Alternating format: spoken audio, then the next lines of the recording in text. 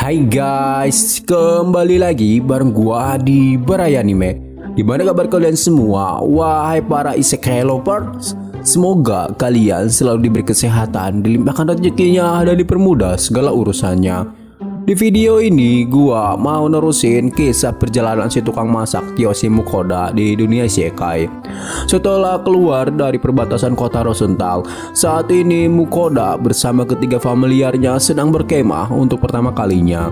Mukoda mengajak familiarnya untuk makan malam lebih cepat karena Mukoda ingin lebih meluangkan waktu memberi upeti kepada Dewa Pencipta. Seperti rencana Mukoda sebelumnya, setiap kali ia akan melakukan perjalanan, maka hal yang wajib memberi Dewa Pencipta upeti. Hal itu bertujuan agar selama di perjalanan Mukoda selalu dijaga.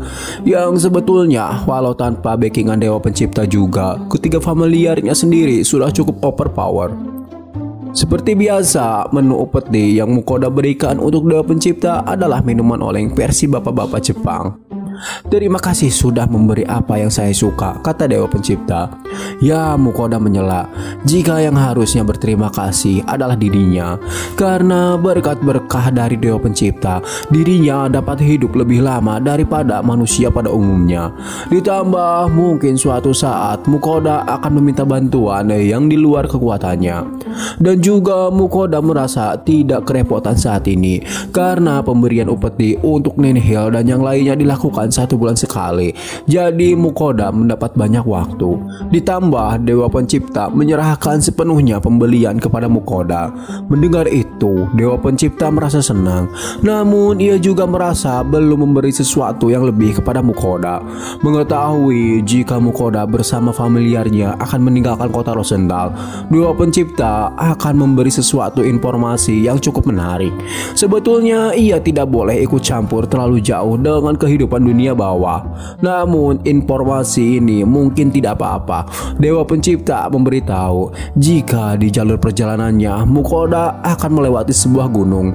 Dewa Pencipta meminta Mukoda untuk pergi ke gunung itu karena di sana ada sesuatu yang harus Mukoda cari tahu sendiri, dan ia yakin Vel akan lebih dahulu menyadarinya. Setelah membuat Mukoda penasaran, Dewa Pencipta langsung pergi memutuskan telekomunikasinya. Mukoda yang penasaran kembali menelpon Dewa Pencipta, namun teleponnya tidak diangkat olehnya. Pergi ke gunung, apa yang ada di sana? Kata Mukoda dalam bingungnya. Kemudian Mukoda mengungkapkan apa yang Dewa Pencipta katakan kepada ketiga familiarnya. Di saat itu, Vel dan yang lainnya sedang menyantap semangkuk nasi sapi goreng jahe di pagi hari. Jadi Dewa Pencipta memerintahkan kita untuk pergi ke gunung itu. Menarik sekali, kata Vel sembari meminta nambah nasi daging sapi untuk kelima kalinya.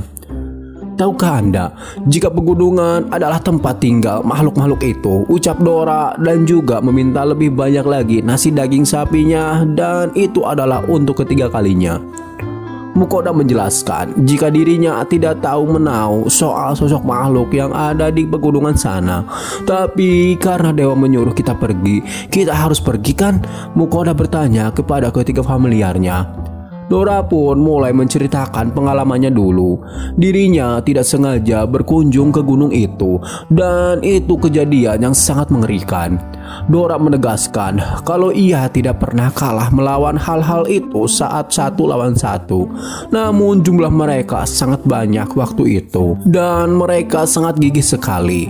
Dora dikejar-kejar begitu lama, dan itu membuatnya sangat marah. Lalu Dora menggunakan sihir es dengan kekuatan penuh untuk meledakkan mereka. Hingga setengah hari terlewatkan, mereka menjadi tusuk sate di es milik Dora. Mereka akhirnya baru sadar arti ketakutan dan berhenti mengejar Dora. Mendengar cerita Dora membuat Mukoda parno. Apa aku salah dengar? Atau memang Dora mengatakan hal-hal yang tidak menyenangkan? Seperti mereka sangat banyak dan sangat gigih.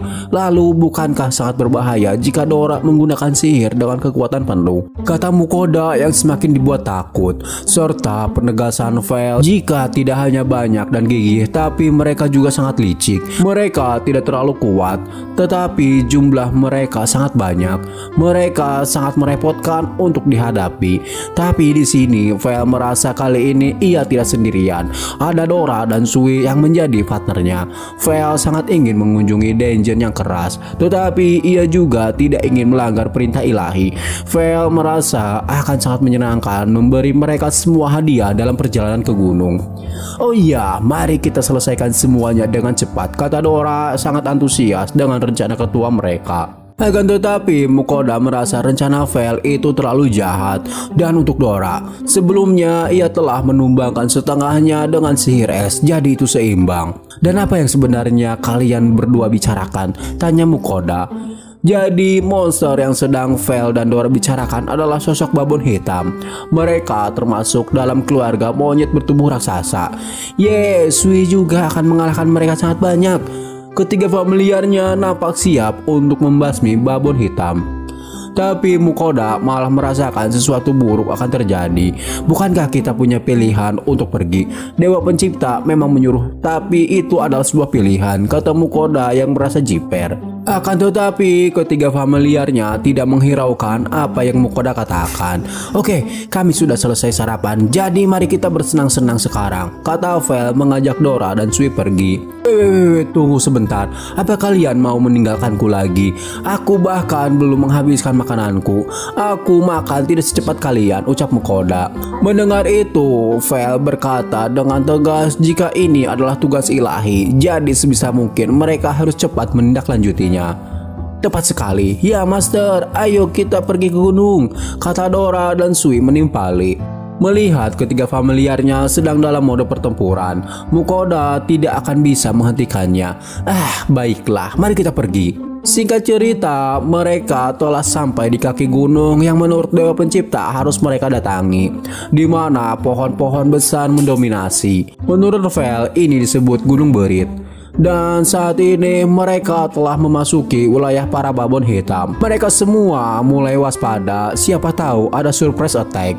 Apakah aku akan baik-baik saja? Saya tidak mempunyai apa-apa selain kekhawatiran, kata Mukoda. Astaga, mengapa kamu begitu pengecut sepanjang waktu? Kamu memiliki skill pertahanan sempurna. Seharusnya tidak ada alasan untuk khawatir, kata Vel yang kesal dengan sikap penakut buannya. Di sini Mukoda menimpali dengan berkata, apa yang kamu katakan itu benar, tapi mendengar apa yang kalian berdua ucapkan sebelumnya tentang begitu banyak dari mereka atau mereka melempar batu dan mengejarmu, aku mungkin memiliki skill pertahanan sempurna, tapi itu bukan berarti jika dikerumuni tidak menakutkan sama sekali. Kemudian Dora menenangkan Mukoda. Jika itulah sebabnya ada mereka di sini, Vel, Dora, dan Sui pasti akan melindungi Mukoda. Mukoda sendiri tahu bagaimana kuatnya mereka, namun entah mengapa dirinya masih mempunyai firasat yang buruk. Beberapa waktu berlalu, saat ini mereka sedang berada di tengah-tengah kerumunan babon-babon hitam itu. Saat mereka menginjakan kakinya di hutan yang merupakan wilayahnya, babon-babon itu muncul dari segala arah. Mereka adalah monster dengan bulu hitam lebat dan tinggi hampir 2 meter. Selain itu, saat mereka muncul, mereka berteriak dan memamerkan taring tajamnya untuk mengintimidasi. Itu membuat Mukoda hampir ngompol di celana. Tetapi ketiga familiarnya terlihat sangat tenang.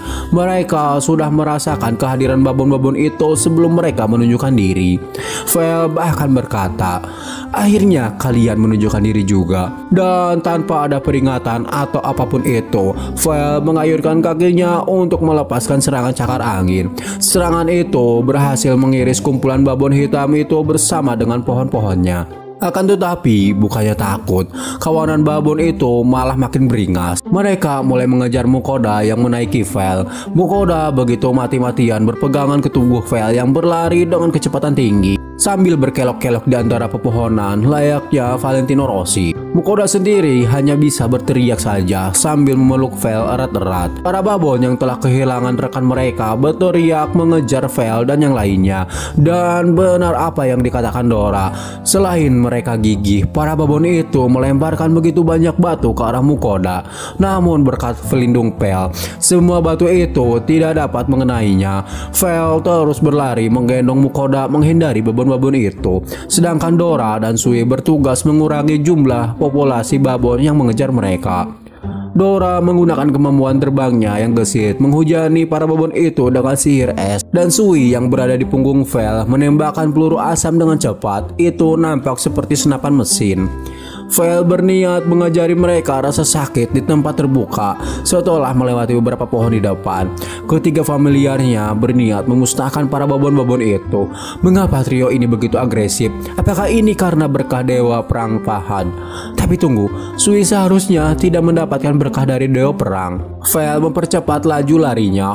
Tekanan angin begitu kuat sehingga Mukoda tidak dapat membuka matanya sama sekali. Tetapi meskipun demikian, Mukoda tetap merasakan babon hitam itu terus mengejar mereka. Mukoda terus memeluk Vel dengan erat. Mungkin beberapa menit Mukoda memejamkan matanya, dan sampailah Vel di tempat terbuka tidak alami. Saat Vel berhenti, suara babon-babon menggema di tempat terbuka, membuat semua burung di dalam sarangnya lepas landas. Dora dan Sui sudah bekerja sangat keras. Saat ini jumlah kawanan babon sudah berkurang. Saatnya Vel mengakhiri semuanya. Tornado muncul di tengah kawanan babon-babon itu. Semuanya terseret masuk ke dalam putaran angin tanpa bisa berpegangan. Tentu saja tornado itu merupakan sihir angin Vel, bukan hanya sekedar tornado biasa. Di dalamnya adalah bilah-bilah pisau angin, membuatnya seperti blender raksasa. Tanpa ampun membuat babon-babon itu menjadi daging cincang. Mukoda merasa serangan itu sangat tidak hewani. Di hadapannya tornado berlumur darah yang terus berputar. Seharusnya ini sudah berakhir, kata Vel setelah tornado itu menghilang. Pada saat yang sama, daging-daging hitam berjatuhan ke tanah dengan bunyi gedebluk. Namun daging-daging itu tidak bisa dimakan. Kulit mereka tidak laku dan juga mereka tidak memiliki batu ajaib. Namun yang lebih penting menurut Mukoda, harus diapakan daging-daging di hadapannya? Ini bukan di dalam dungeon yang jika mereka mengalahkan monster-monster, daging mereka akan terserap oleh dungeon itu sendiri. Tetapi sekarang daging-daging itu tetap berada di tanah. Vel dan Dora nampak biasa saja setelah apa yang telah mereka perbuat. Vel beranggapan nanti juga ada monster lain yang akan membersihkan daging-daging itu. Ini seperti hukum rimba, yang kuat berjaya, yang lemah jadi santapan. Singkat cerita, akhirnya mereka telah melewati hutan lebat wilayah babon hitam dan sekarang berdiri di depan gunung yang menjulang tinggi.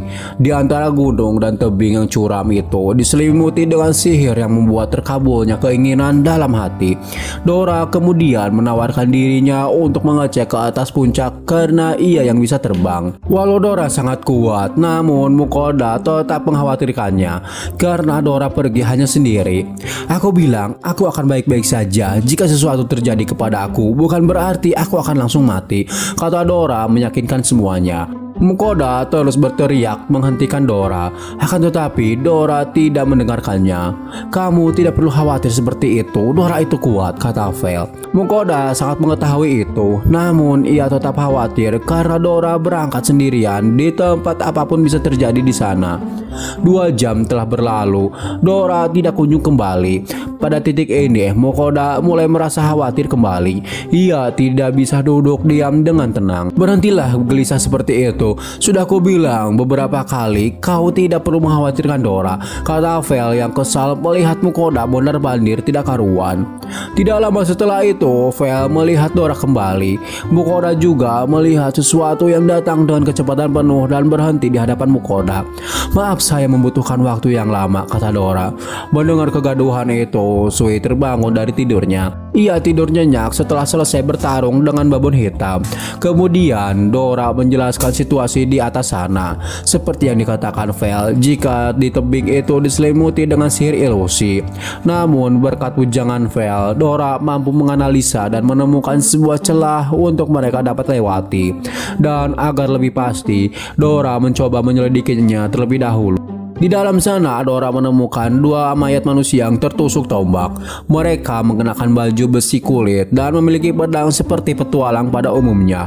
Selain itu, Dora juga menemukan tulang monster yang telah dihancurkan menjadi bubuk. Mengingat ketiga faktor, goa, petualang, dan monster, yang pertama Mukoda pikirkan adalah sebuah dungeon. Sebetulnya Dora juga memikirkan hal yang sama, namun setelah jauh menjelajah, tidak satu pun monster yang Dora temukan. Hal itu dirasa aneh menurut Dora, makanya ia berhenti terbang dan mendarat. Dan begitu Dora mendarat di sebuah ruangan yang cukup besar, kemudian muncul api di atap ruangan itu. Itu seperti sebuah jebakan. Fakta, jika di sana terdapat sebuah jebakan, kemungkinan tempat itu adalah sebuah dungeon. Namun jika dilihat secara seksama, tempat itu tidak nampak seperti sebuah dungeon. Rasanya jebakan itu adalah buatan manusia, bukan jebakan yang dibuat dungeon. Karena Dora mencium bau minyak pada api di salah satu ruangan itu. Karena sebuah dungeon, jika membuat sebuah jebakan api, ia tidak akan repot-repot menggunakan minyak, tinggal menggunakan batu sihir atau semacamnya. Berarti jebakan itu adalah buatan manusia. Tapi kenapa? Apakah ada sesuatu yang ingin mereka lindungi di dalam sana? Kata Mukoda dengan serius. Tapi Mukoda pikir apa yang ada di dalam sana bukanlah seperti harta. Jika mereka menyembunyikannya di sana, maka itu mungkin saja benda gelap dengan sejarah yang tidak bisa diungkapkan dunia. Namun Vel merasa jika Dewa Pencipta menyuruh mereka ke sini, mungkin barang yang ada di sana memang harus mereka ketahui. Saat ini Vel percaya dengan gagasan Dora jika barang yang ada di sana adalah sebuah harta karun. Tapi Vel meninggikan suaranya seperti sedang memikirkan sesuatu. Ya, aku ingat sekarang, kata Vel yang mengingat sesuatu. Jika 300 tahun yang lalu ada seorang bandit yang menyebut dirinya Raja Bandit. Raja Bandit beserta krunya menjadikan tempat ini benteng mereka. Para bandit itu menjelajahi semua benua, menjarah apapun yang mereka lalui. Mereka akan menyerang sebuah rombongan yang terlihat memiliki banyak uang, dari rombongan pedagang dan bangsawan. Pada waktu itu, kerajaan dan guild petualang disibukkan oleh kekacauan yang dibuat Raja Bandit. Namun tidak ada satupun yang mengetahui markas mereka di mana. Hanya Vel dengan kekuatannya yang mengetahuinya. Namun ia tidak mempunyai kewajiban untuk memberitahu informasi itu kepada manusia. Jadi Vel hanya sebatas tahu saja. Bagaimanapun wilayah ini merupakan kekuasaan dari para babon hitam. Dan Raja Bandit itu bisa bebas keluar masuk. Mungkin saja ia memperoleh item sihir untuk bisa melewatinya. Tidak akan ada yang mengira jika Raja Bandit itu akan tinggal di tempat berbahaya seperti ini. Raja Bandit adalah gambaran keserakahan. Ketika ia hampir mati karena usia, dia masih berpegang teguh pada hartanya dan mengatakan dia tidak akan memberikan hartanya kepada siapapun, yang padahal harta tahta tidak akan dibawa ke akhirat. Setelah itu beberapa dekade berlalu, keturunan dari Raja Bandit dan juga keturunan anak buahnya membocorkan tempat persembunyian itu. Semua orang berspekulasi jika hartanya juga pasti tersimpan di sana. Kemudian mulai banyak petualang yang mendatangi tempat ini, namun berakhir dengan para babon hitam. Dari cerita itu bisa disimpulkan kalau gua yang ditemukan Dora berisi harta karun Raja Bandit. Itulah mengapa Dewa Pencipta menyuruh Mukoda mendatangi tempat ini, adalah sebagai ucapan terima kasihnya atas kebaikan yang telah Mukoda beri. Jadi harta karun Raja Bandit ya, kedengarannya sangat menyenangkan, kata Mukoda. Namun mereka tidak bisa melanjutkan perjalanannya. Kurang dari 1 jam waktu akan memasuki malam hari. Vel merasa tidak memungkinkan untuk mendaki gunung dalam kondisi gelap. Dan juga mereka sudah merasa lapar. Jadi sudah diputuskan pendakian gunung akan mereka lakukan di esok hari. Singkat cerita, setelah mereka sarapan pagi dan bersiap pergi mendaki, Mukoda dibuat bingung dengan cara ia mendakinya karena kondisi batuan kasar yang sangat curam. Ini mudah, naik saja di punggungku, seperti yang sering kamu lakukan, kata Vel yang langsung melesat seperti kilat membuat Mukoda sport jantung untuk kesekian kalinya. Sepanjang jalan, Mukoda terus berteriak, dan Vel berhenti setelah sampai di depan goa yang Dora maksud. Bisakah kau tidak berteriak di telingaku? Itu sangat berisik, ucap Vel yang kesal. Kemudian Dora yang sampai di atas terlebih dahulu menanyai Mukoda, apa yang membuatmu begitu ketakutan? Dora melihat Mukoda merosot dari punggung Vel hampir seperti tidak bernyawa. Di saat itu Mukoda benar-benar tidak mempunyai kekuatan untuk bangkit.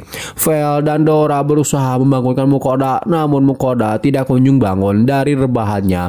Pada akhirnya mereka harus menunggu dalam waktu yang cukup lama hingga Mukoda dapat bangun kembali. Akhirnya kau sudah bangun. Kami membuang waktu begitu lama sehingga aku lapar lagi, kata Vel dan disambut dengan Dora begitu pun Sui yang merasa lapar. Kamu pikir ini salahku? Kaulah yang salah, Vel. Mendaki dengan cara konyol seperti itu dan mengancam nyawaku. Mukoda menimpali. Apa kau mengatakan sesuatu? Cepat masak, saya ingin makan, ucap Vel dengan tegas. Masa bodoh dengan itu? Itulah yang ingin saya katakan. Tapi saya adalah seorang manusia pengecut dan dia adalah monster legendaris. Jadi setelah adu bacot itu, Mukoda terus direcoki ketiga familiarnya untuk segera membuat makanan.